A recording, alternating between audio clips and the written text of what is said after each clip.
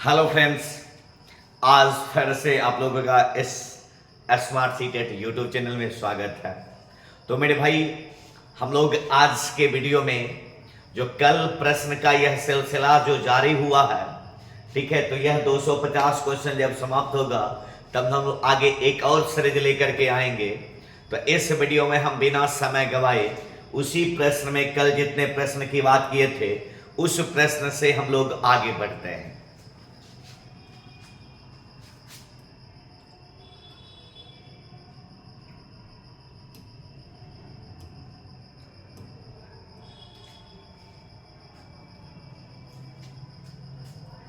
कल हम लोग मेरे भाई 21 क्वेश्चन की बात किए थे। आज हम लोग 22 क्वेश्चन 22 नंबर से बात करने वाले हैं। मेरे दोस्त, 22 नंबर क्वेश्चन की बात कहता है इलेक्ट्रॉनिक उपकरण में इलेक्ट्रॉन होल क्या कर रहा है, इलेक्ट्रॉन होल युग्म पैदा करने के लिए निम्नलिखित में से कौन सी तकनीक का प्रयोग नहीं किया जा सकता। यह आपको +2 के फिजिक्स में पूछा गया प्रश्न है। ठीक है, तापीय उद्दीपन, प्रभावी आयनीकरण, अशुद्धि, अंतः निक्षेपण, उपयुक्त में से एक से अधिक या फिर कोई नहीं। तो मेरे दोस्त, ये कह रहा है प्रयोग यदि कहता कि प्रयोग करता है तब तो तापीय और प्रभावी दोनों आ जाता, तब इसका आंसर होता ऑप्शन नंबर डी। लेकिन कह रहा है कि कौन सी घटक का नहीं होता है, तो ये हो जाएगा मेरे दोस्त अशुद्धि, अंतःक्षेपण। विकल्प नंबर सी हम लोगों का आंसर हो जाएगा। ठीक है, आगे देखिएगा। कहता है मेरे दोस्त विवर्तन पैटर्न में फ्रीज की चौड़ाई, क्या कह रहा है, विवर्तन पैटर्न में फ्रीज की चौड़ाई डैश होता है, स्लेट की चौड़ाई के अनुक्रमानुपाती, स्लेट की चौड़ाई पर निर्भर नहीं करती है, स्लेट की चौड़ाई के व्युत्क्रमानुपाती, या फिर एक से अधिक या फिर कोई नहीं। मेरे दोस्त, विवर्तन पैटर्न जो होता है वह स्लेट की चौड़ाई के व्युत्क्रमानुपाती होता है। क्या होता है, व्युत्क्रमानुपाती होता है। तो इसका आंसर होगा विकल्प नंबर सी हम लोगों का। क्लियर, आगे देखिएगा। कह रहा है मेरे भाई प्रकाश विद्युत उत्सर्जन को समझाया जा सकता है। तो प्रकाश विद्युत उत्सर्जन को हम लोग किस प्रकार से समझाने की बात करेंगे। तो प्रकाश के तरंग स्वभाव द्वारा, प्रकाश के कण स्वभाव द्वारा, प्रकाश के क्वांटम स्वभाव द्वारा, एक से अधिक या फिर कोई नहीं। तो मेरे दोस्त, यह जो विद्युत उत्सर्जन की बात करती है, यूं तो हम जानते हैं कि प्रकाश में तरंग और कण दोनों कारक होता, और इसको कहते हैं प्रकाश के द्वि प्रकृति का नियम। ठीक है, तो ये जो होता है प्रकाश विद्युत उत्सर्जन की घटना, ये इसके कण के स्वभाव के द्वारा होता है। क्या होता है, कण के स्वभाव के द्वारा। यदि यही आपको एक क्वेश्चन पूछ दे कि प्रकाश जो है प्रकाश के द्वि प्रकृति का सिद्धांत क्या कहता है, तो इसकी द्वि प्रकृति का सिद्धांत कहता है कि यह कण और तरंग दोनों के रूप में कार्य करती है। ठीक है, आगे की बात करते हैं। कहता है मेरे भाई प्रिज्म से गुजरने पर सबसे अधिक अपवर्तित होने वाला, क्या कह रहा है, सबसे अधिक अपवर्तित होने वाला रंगीन प्रकाश कौन है, पीला है, नीला है या फिर बैगनी है। इसका आंसर क्या हो जाएगा मेरे भाई, बैगनी। विकल्प नंबर बी हम लोगों का आंसर होगा। क्लियर, आगे देखते हैं। कहता है मेरे भाई निम्नलिखित में से किसमें उच्चतम ऊर्जा होती है। यह भी क्वेश्चन आपके बीपीएससी तैयारी का पूछा गया प्रश्न है। उच्चतम ऊर्जा होगी लाल प्रकाश में, पीला प्रकाश में या फिर नीला में। तरंग दैर्घ्य ज्यादा कहेगा तो लाल, लेकिन कह रहा उच्चतम ऊर्जा तो यह हो जाएगा मेरे दोस्त नीला। क्या हो जाएगा, नीला। विकल्प नंबर ए हम लोगों का आंसर होगा। क्लियर, आगे देखिएगा। किसी अंतरिक्ष यात्री को आकाश कैसा प्रतीत होता। अभी तो सब लोगों को पता है कि काला, लाल या नीला होगा, तो सब लोगों को पता है मेरे भाई काला। अभी एक ट्रेंड में यही क्वेश्चन का उल्टा चला हुआ। ठीक है, अंतरिक्ष तो सबको याद है जनरल, कहता है पृथ्वी से देखने पर आकाश का रंग कैसा। इसी क्वेश्चन को याद रखते रखते हुए व्यक्ति उसको भी काला मार देता है। नहीं, वो क्वेश्चन थोड़ा बारीकी को देखेगा, पृथ्वी से देखने के बाद क्या होगा, नीला दिखेगा। ठीक है, आगे की बात करते हैं। कहता है मेरे भाई तेल लगा कागज किसका उदाहरण है। अब देखो सबसे इंपॉर्टेंट, जब प्रकाश के गमन के आधार पर पदार्थ को वर्गीकरण करे तो तीन होता है, पारदर्शी, पारभासी, अपारदर्शी। ठीक है, तो ये कह रहा है तेल लगा कागज किसका होगा, पारदर्शी का, अपारदर्शी का या फिर पारभाषक का।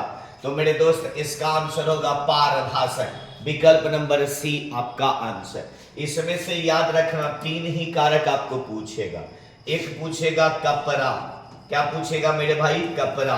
दूसरा पूछेगा घिसा हुआ कांच, क्या पूछेगा, घिसा हुआ कांच, घिसा हुआ कांच।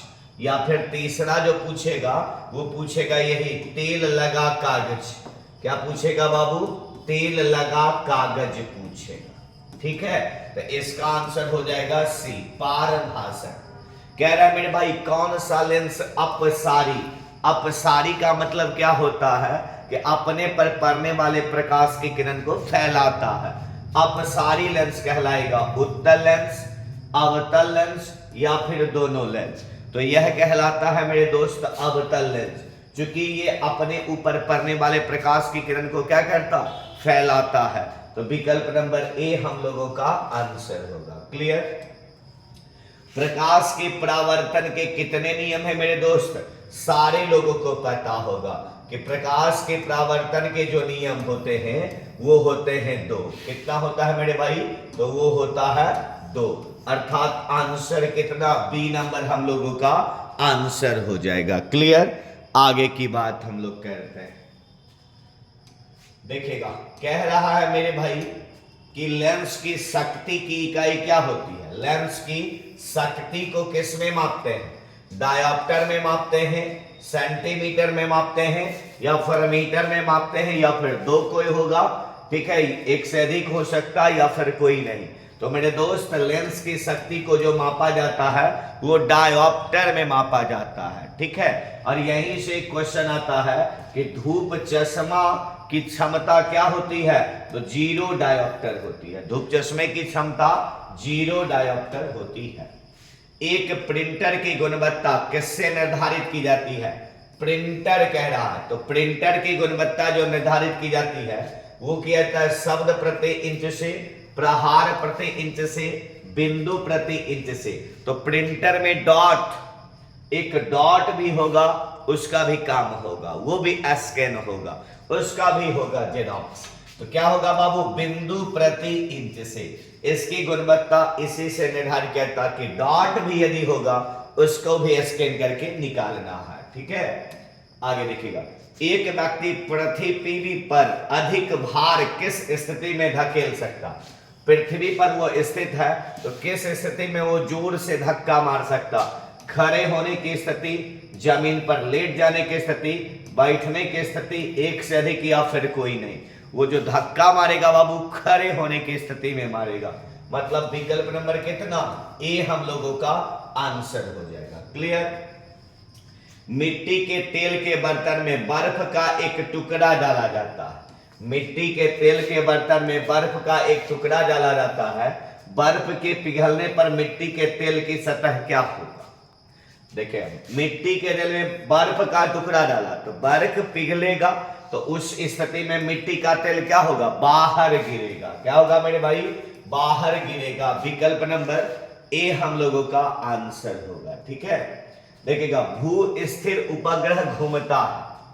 भू स्थिर जो उपग्रह होता है मेरे भाई यह घूमता है उस ऊंचाई पर जो द्रव्यमान पर निर्भर हो, स्थिर ऊंचाई पर, ध्रुव के ऊपर, किसी भी ऊंचाई पर। तो ये जो होता है घूमता है, इसका फिक्स होता है, एक कोई स्थिर ऊंचाई होती है उसी पर मेरे भाई घूमता है। तो विकल्प नंबर क्या हो जाएगा, बी हम लोगों का आंसर हो जाएगा। क्लियर। जल्दी बताएगा इस क्वेश्चन का मेरे भाई आंसर, फटाफट बताना।